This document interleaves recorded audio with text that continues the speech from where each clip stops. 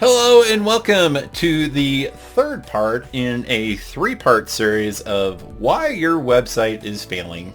Appreciate you joining me here. If you haven't caught the other two videos, make sure you go back and watch those as well. I'm going to be going through 6 topics today of why your website might be failing. If you are unfamiliar with the channel, my name is Tom Batman Ziegelbauer, and I help businesses and entrepreneurs scale their business through the use of technology. So let's just get after it. So number 13, bad backlinks. What does this mean? So there are a bunch of sites that are out there and they make money through advertising on their site by basically scraping somebody else's content, grabbing it, putting it on their site to try to increase their domain authority, and then putting a link from that content back to you. There are lots of reasons why this is a bad thing. People have in the past thought, oh, just as many links that come back to my site, it's wonderful. Well, no, that can actually hurt you. So if they have a bad domain authority, they're like a 3 or a 4 or a 5, let's say. So now they're linking back to you. They're actually dragging your site down.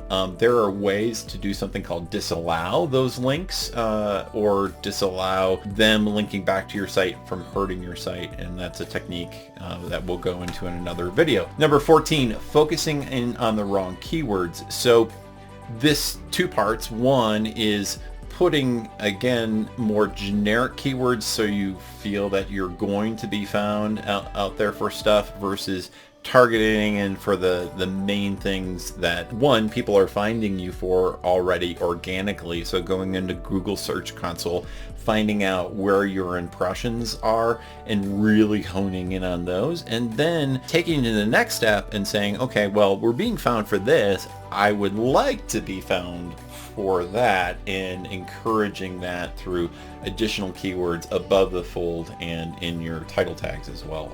And then next one is too many keywords. So being everything to everyone, just trying to do something called keyword stuffing, and you're just putting a bunch of keywords like down at the bottom of your page. This is a technique that people used in the early days, where they would put a bunch of white text in a white background, and search engines got smart about that, and they will really ding you now if you try to do this. Number 16, and we're wrapping up here towards the end. You have so many errors on your site, you are being ignored by Google. Google Search Console is an awesome tool where you can go in and it will actually show you where you have errors on your page. Maybe it's a mobility issue, as an example, where you have too many items on the page that are, say, overflowing each other.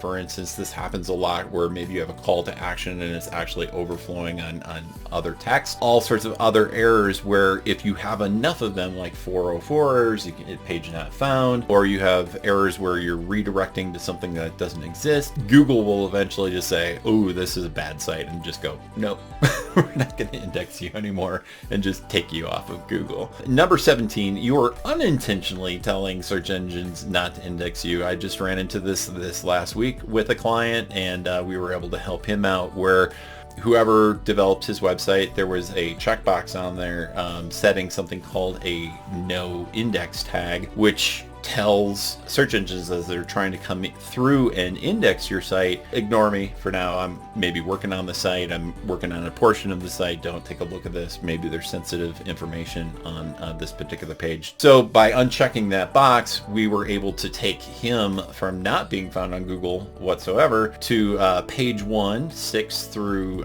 10 rank, just within a couple of minutes of doing that, and telling Google, hey, come through and take a look at the site. Within a week, we're actually up to rank 4, which is particularly awesome. And the final one, and not a lot of people know about this or consider this when they do it. So number 18 is when you set your site on fire and kill it and completely start over.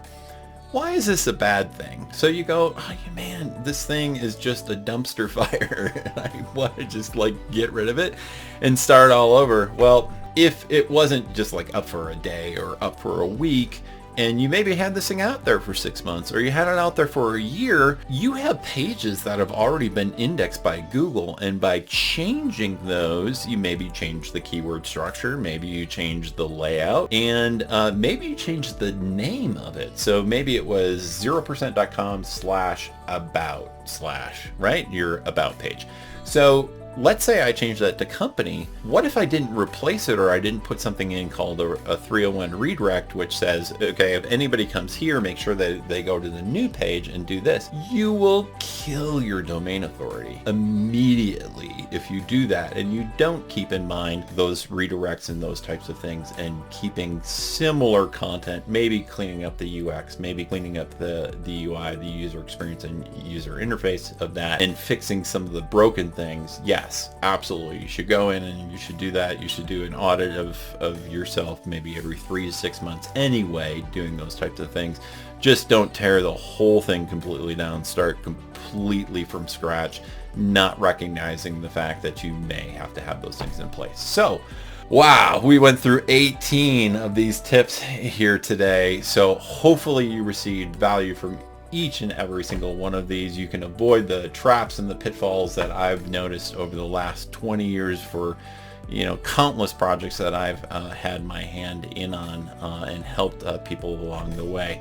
If you did receive value, please hit that subscribe, like, and alert button down at the bottom of this page. And remember, people don't care how much you know until they know how much you care. And I will see you next time. Thanks for watching the video. Have a great day.